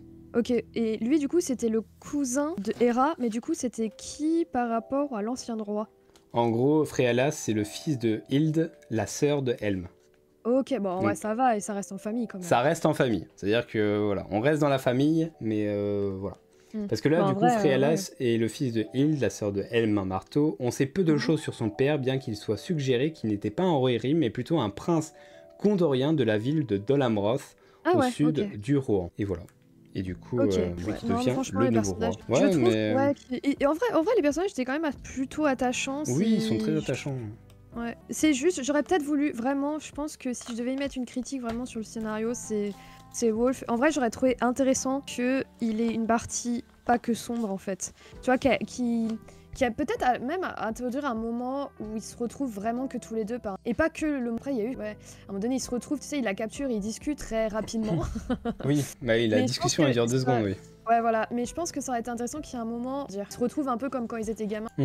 Et que lui, il puisse réfléchir, enfin qu'il puisse hésiter, tu vois. Et qu'après, non, il retourne dans sa folie, mais c'est vrai qu'il est juste fou du début, en écoutant pas du tout les conseils. Et sinon, il y a un deuxième livre, du coup, c'est un livre de coloriage. Bon, ça, c'est plus à destination des enfants, ou enfin, des gens qui ont envie de faire du coloriage, mais vous pouvez retrouver, du coup, les différents personnages du film. Mais c'est dommage, c'est qu'ils mettent pas les couleurs, du coup, bah moi si je peux le faire, mais tu sais les trucs où ils mettaient des numéros avec les trucs avec les numéros, c'est ce que j'allais te dire pour les enfants là. Mais oui, bah moi je veux ça, moi, parce que moi ça je le ferai jamais en fait. À part demander à ma chérie de le faire parce qu'elle est incroyable. Mais moi qu'est-ce que tu veux que je fasse de Helm comme ça il va être défiguré avec vrai, moi. Ça va... Mais non, tu vas après. Là, justement, je suis en train de dessiner un truc là maintenant tout de suite et je sais pas du tout quelle couleur je vais faire. Bah, je fais au hasard. Et parfois, les hasards sont heureux. Par contre, là, dans le dessin d'Isengard, on voit très bien que il y a de la végétation. J'ai pas compris, il y a de la végétation. Et ben en fait, ça a été construit par les hommes. Ok. En fait, ça a été construit par les Núménoréens. C'est-à-dire que dans la série, potentiellement, on pourra voir la création. On peut voir la création de... Parce qu'ils ont créé des cités comme Osgiliath, Minas Tirith... Oui, ça, je savais. Osgiliath, Minas Tirith, bien sûr. Amon-Hen, Isengard, etc. Enfin, en gros, plein de places fortes qui ont été créées en Terre du Milieu. Ok. Et ben ça a été créé par les hommes. Et du coup, à ce moment-là, c'est pas du tout ça. Oui, bah, c'est ce que je comprends. Et en fait, du coup, à la fin du film, pas du tout à Saruman. En fait, de base, dans le lore, le Gondor vient sauver le Rohan à ce moment-là. Ah, ok. Et du coup, l'intendant du Gondor à ce moment-là, enfin, ou le roi, je sais plus, enfin, je crois que c'est un intendant, Girion, va donner les clés d'Orthanc à Saruman et lui dire. Bah ok, on te file la tour, on te laisse protéger la zone. Mais de base, avant ça, il était où sous Et bah, il se promenait en Terre du Milieu, peut-être à l'est, on sait pas. Ok, il se promenait, ok. Peut-être qu'il faisait le mal à l'est. Mais il était pas méchant à ce moment-là encore. Non, c'est un gentilhomme. Okay. Petite carte du Rohan à dessiner aussi. Ah, il y a même les chevaux à la fin. Oui, il y a des chevaux, il y a des blasons, il y a... Ah, la carte est trop stylée à dessiner. En vrai, les blasons... C'est sympa aussi. Bon, bref, il y a plein de... Donc ça, c'est 2 livres. Et il y a un autre livre qui va sortir sur les artbooks, du coup. Donc ça, c'est plus... c'est autre chose, quoi. C'est un 3e livre. Donc, ok, bah voilà. C'est trop bien. Tu en parleras sur tes réseaux. Et... Bah, écoutez, je pense qu'on a fait un grand tour. Et on refera un conseil en terre du milieu, donc tu seras évidemment invité, Valonia, merci. Pour rediscuter. Le truc, c'est que j'ai déjà dit tout ce que je voulais lui dire, du coup. Oui, après tu pourras le redire plus, Okay. je sais pas, d'une autre manière, ou peut-être faire plus de recherches au niveau, je sais pas, du chara-design du truc. Mais bon, d'ici là, de toute façon... là, j'aurais trouvé les concept art, je pense. Je pense qu'on le fera. Alors, est-ce qu'on va le faire avant la fin d'année? Certaines... Je sais pas. Je sais même pas si on va... Ouais, moi je sais pas comment tu t'organises, mais en vrai, au début janvier, ça peut le faire aussi. Hein. C'est ça. Parce que je sais que là, il y a les fêtes de fin d'année, donc moi je vais pas trop être dispo. Puis là, les gens vont tranquillement aller le voir au cinéma, donc autant que tout le monde l'ait vu au cinéma pour qu'on fasse une belle soirée avec tout le monde, et puis le chat qui discute, et que tout le monde puisse en parler du film. Bah ouais, je pense qu'en vrai, laisser les gens... en plus, là, les gens, ils sont dans un mood, ils doivent aller chercher leurs cadeaux de Noël et tout. C'est un peu une période... Moi, je suis dans une période très stressante, là, d'ailleurs. Ouais, c'est très stressant pour moi, là. Je dois finir 50 000 dessins et tout. D'ailleurs, je dois y aller. Bah oui, il faut retourner dessiner, là, c'est important. Yes. Bah du coup, à bientôt le chat, et on se reverra, Ah oui. Bah merci à toi, le Seigneur D. Et bah écoute, la mouette. Alors du coup, par contre, toi, je vais te mute. Hop là. Ah, mais c'est le pire aussi, la mouette. C'est un troll ambulant. Ah ouais, mais c'est trop. Et bah, bon courage. Merci beaucoup, Kitaritu. Et puis bah, merci encore à toi, Eloro. C'était trop chouette de partager ce moment. Avec plaisir, comme d'habitude. Allez, à plus dans le bus. Allez, à plus. Salut. Ah là là, Valonia. La boss, très gentille, très gentille, une artiste incroyable. N'hésitez pas à les commander chez elle si vous avez un truc exceptionnel. Par exemple, vos animaux, vous avez un chien, un chat, une tortue, un mumakil chez vous, bah, si jamais vous voulez vous prendre en photo avec et faire un dessin, bah, n'hésitez pas. On va clôturer cette vidéo ici. En tout cas, merci d'avoir suivi. Elle a été longue. Si vous êtes arrivé jusqu'au bout, déjà, bravo, félicitations. Vous avez regardé 1 heure, je sais pas combien de temps elle va durer, mais peut-être 1h30 de vidéo. Moi, je vous dis à bientôt. N'hésitez pas à mettre votre avis du film en commentaire et dire ce que vous en avez pensé. Et on se retrouve à bientôt pour une prochaine vidéo autour de l'univers. Au revoir et abonnez-vous.